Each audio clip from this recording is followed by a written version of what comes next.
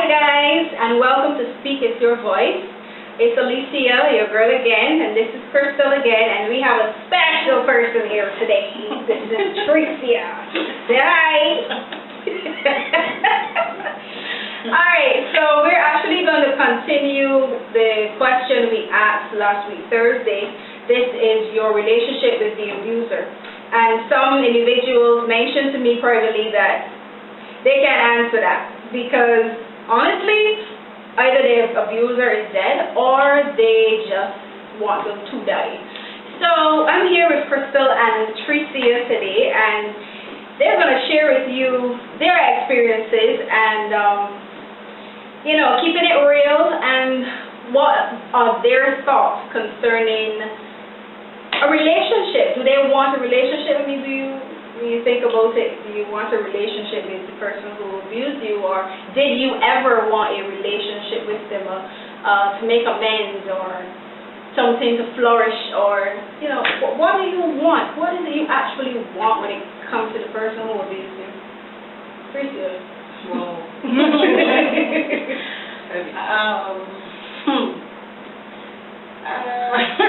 that's a tough one because you don't ever look to be abused, but apparently it do happen. Yeah, it's true. You would like to, how you put it, maybe being real, kill them and do what you're going to do in the charges, but you're going to think otherwise. So, to me, forgiving your persons who abuse you, trying to move on, that is for you. That is not really for them. You see, because that's something you have to carry for the rest of your life. You see? So they're not really carrying anything. And they might carry a little bit of guilt or soul concern. If they do. Yes, they do. But some of them do it out of that's fun. Yeah. This is right. This is, I love you. So, you know what I mean? Take these lips. Hold these blows. Yeah. That shit don't work. Exactly. But we're not only talking about sexual abuse here. We're talking about, she mentioned, we're talking about physical abuse too, Because then there are some people who will beat you and they only feel sorry because you're going to leave or you want to leave, but they're not actually sorry that they put their hands on you or that they hit you for no reason over their anger. Yeah. So what do you think, Crystal? Well, mine may be a little more longer, but my abuser died when I was 19. Oh, you're lucky. Yeah. So you would think so though, right? Well, yeah. But I don't have a face anymore. It's just a picture and a memory. Oh. Yeah. So when you say you don't have a face, explain I don't have their face anymore. I don't have their emotions. I don't get to see how they look when I came home. Okay. I don't get to hear whether you regret it. I don't get to hear whether you don't care or denied it. I don't get to hear any of that. But I do remember that when... She's really lucky. Yeah. I didn't have that. Did you have that? No. Okay, let's continue. But I guess, when you miss something, you don't know either, right? True. Yeah, if you don't experience it, you don't really have that to go through either. So like those, you can look in the eyes of your abusers. That I am not gonna ever get to do that, so to speak. Right. Yeah. So on one hand, I don't know if we could ever put it on a good or bad scale. Yeah, because there are some persons who would love to confront their abusers. Like for me, I've been confronted, and I've confronted, like I shared Thursday, about my dad. I'm confronting him and, releasing him and forgiving him. But in all of doing that, I thought he was going to be sympathetic and, emotional. He was more like, what are you talking about? Like, making me look like I'm crazy. I made this up. Like, he didn't do anything. Yeah.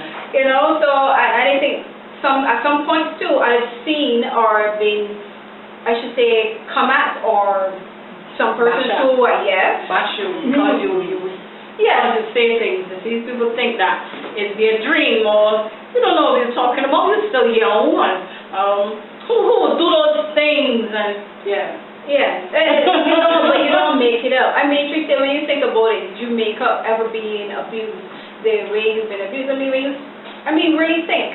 When can you actually conceptualize something like that of being abused? Who wants to be abused though? I mean, I don't know anyone who would want to, but going back to, wanting a relationship, I wanted nothing to do, because I saw him when I was 13. Right.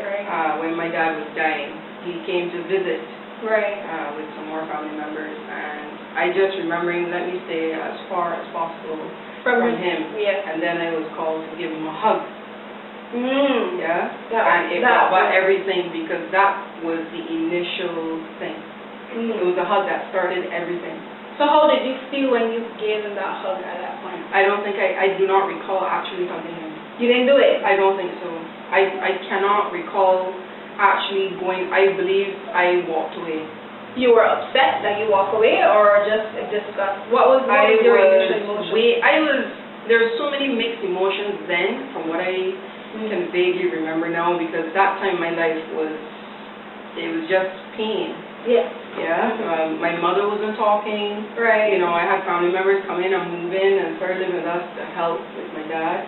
Because we had to be given medication every hour on the hour. Right. It was just so busy in the house, but nobody wanted to actually have a real talk. Nobody wanted really to get into how you're really feeling, or be able to actually show some kind of emotion.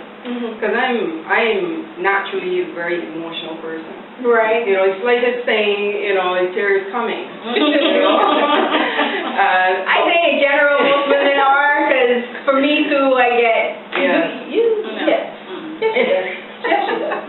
She gets emotional too. Especially if they upset her in a split second, she gets emotional. But going back to that, and just to really want to say is that,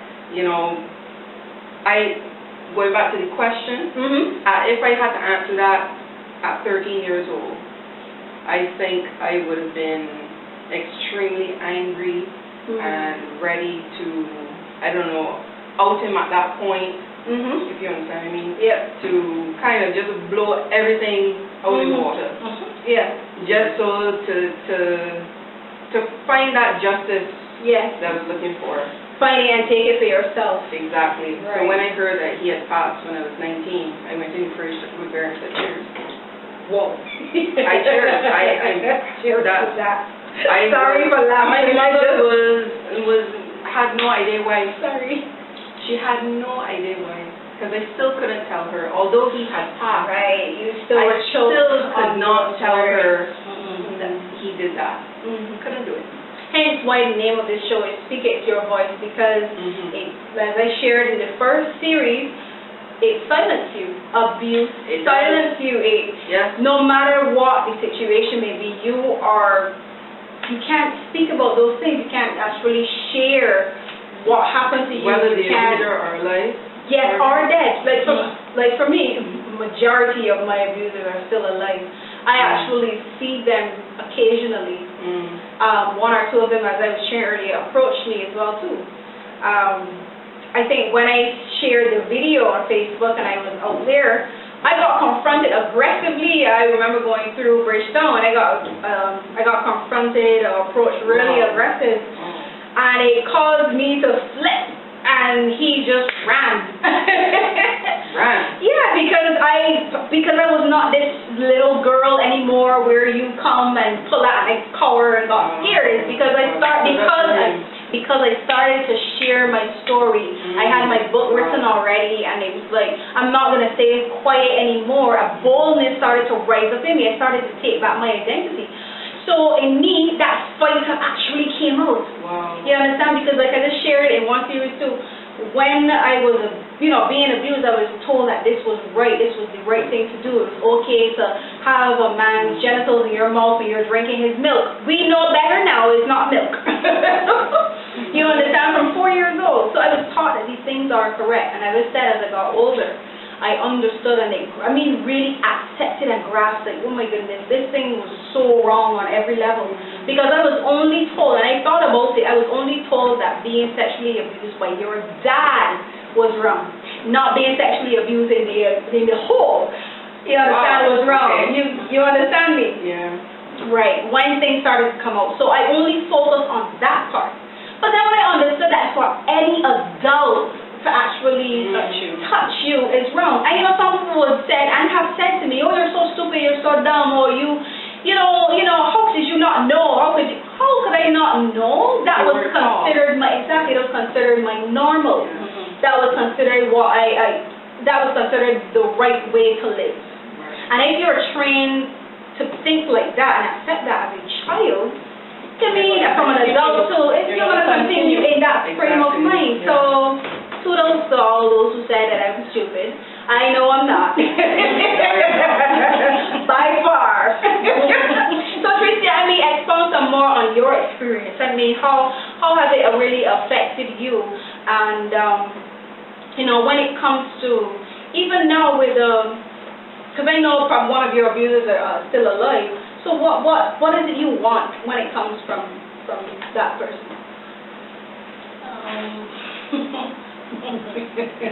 She's about to be real. What I want, just for him to see me, don't speak to me, don't shout me, have nothing to do with me, just go your way, I go mine. Cause the next time, it won't be that. Straight, simple and plain. Keeping it real, people. Just as it is. I have no words. I totally understand that. I totally got that. Like I shared last week, Thursday, I wanted a relationship with my dad. Because as a little girl, I wanted that, but then as time go on, and I realized, you know what? He's not going to ever own up to what he did. No. He's not going to. Oh, and by the way, if none of y'all know this is actually my sister. My sister. So, just letting it all out there. And some of y'all know, I'm probably going to post it at the bottom. Just letting you know now, this is my sister. And yes, we both have different views when it comes to the person who abused us. Yes, or not. Just clearing the air for you. Because, and I brought her on here because I wanted to show you that not all of us heal at the same pace too. No. Not all of us see the world or the same see the world the same. Yeah. You understand? Like, Crystal is like, she said cheers. Me, I was finding, like, when am I going to have a real relationship with my dad? Yeah. The others who abused me, I didn't care. Like, I don't know you, you're not connected to me that close. Even though one or two persons were family members, I was like, not really close to you, but for sure I know my dad. And then now you have over here, don't exist to me. And I totally understand from everybody's point of view, because one abuser died, which I know that the one who started it, he died from 4 years old. And I would have liked for him to come and say sorry. At the time. And then I have to deal with the fact that there's others who are still alive, and I have to deal with the fact that I could care less about the others too. Yeah. No, I don't. really don't. And why? Because studying them, studying what they do to you, being reminded of. So seeing them basically is like a reminder. It's a reminder constantly. Like Crystal shared, she doesn't have that physical reminder. You don't have that face to put to the As I said, so on the side. See me, don't see me, walk past. I'm a stranger. Got you. I understand. I'm a stranger. I understand that too. Because in their eyes, there's nothing wrong, there's nothing bad, but then you got to deal with that pain, that hurt, that frustration, that vexation. You have so many emotions at that point in time. Yeah, it's true. And you can't handle all of that emotion, because then you will flex. And I will flex. Definitely, She doesn't mean flip the script either. No, flex script. No flex script. Flex police come for me. So, yeah, totally understand. Let it go their way, just let me be. Right. And that's how I have been living my life. From then till now.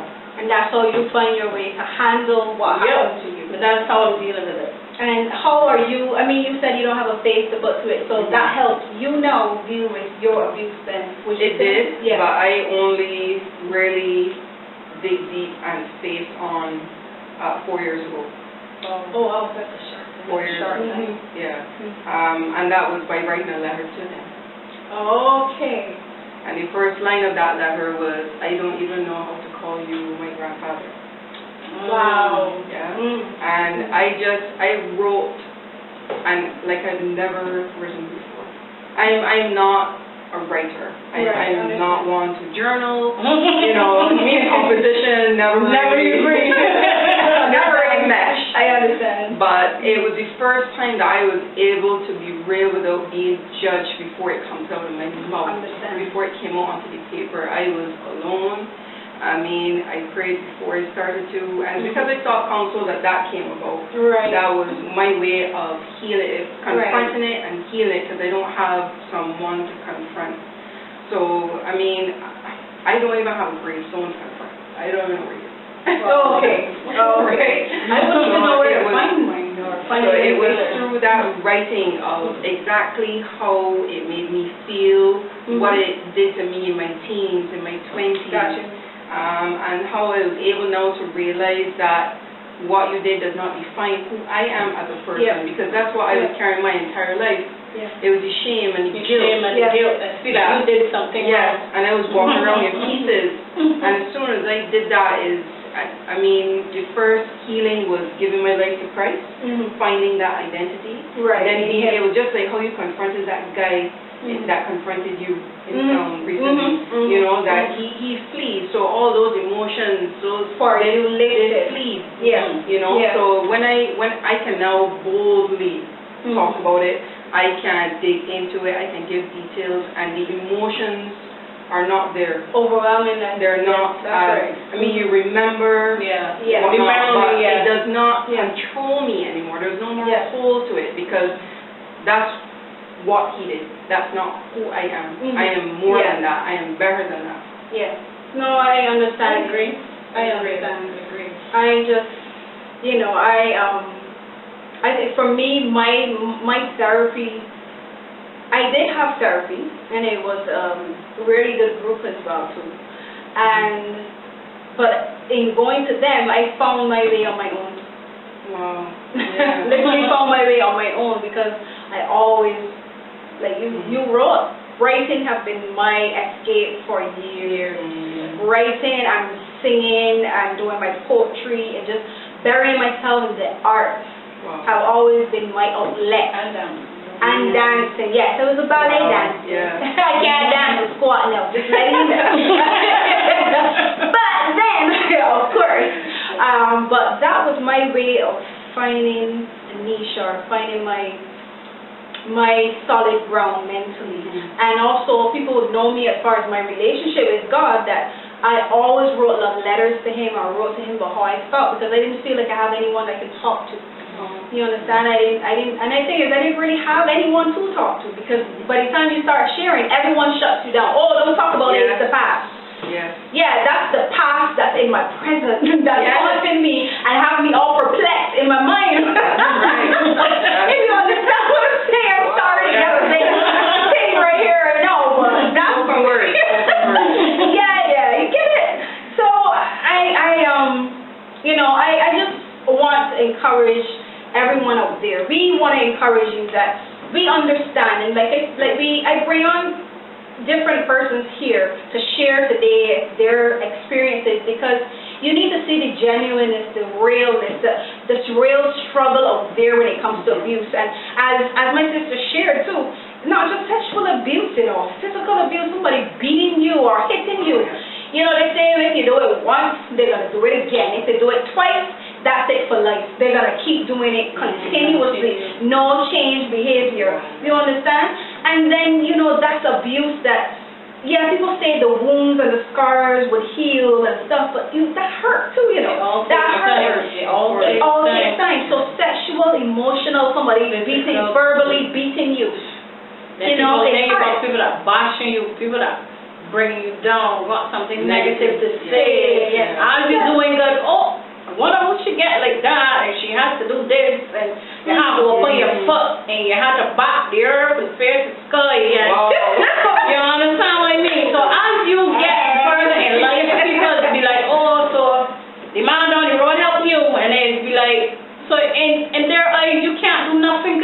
Yeah, and Nothing good. that's verbal abuse. That's emotional abuse, And so that then it plays brings on you your to mind. mind. It Yeah. plays on your mind. That's what you think you're going to be right. Can't get nothing. And then it hinders you. Yeah, and then it stops you, then you'll be like Yes. this. Yes, Yes. yes.